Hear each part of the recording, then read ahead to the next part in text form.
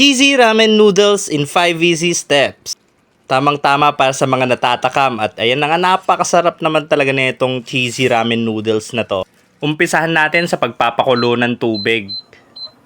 I-ready mo na rin yung ramen noodles habang naghihintay na kumulo yung tubig. At para mas maging masarap ang ating cheesy ramen noodles, sundan natin yung instruction na 3 minutes and 30 seconds na pagpapakulo. Buti na lang may timer tong lutuan natin.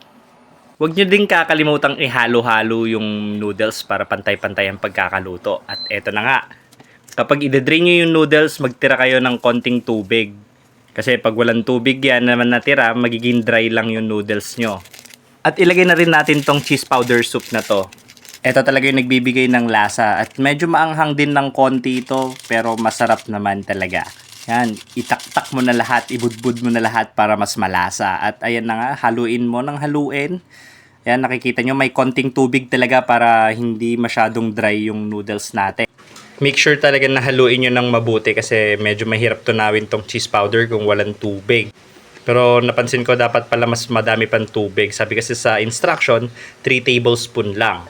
At eto na nga, nahalo na natin na maayos. At syempre para mas masarap at mas cheesy talaga, lagyan natin ng 2 slice ng Eden Quick Melt Cheese. And tadan!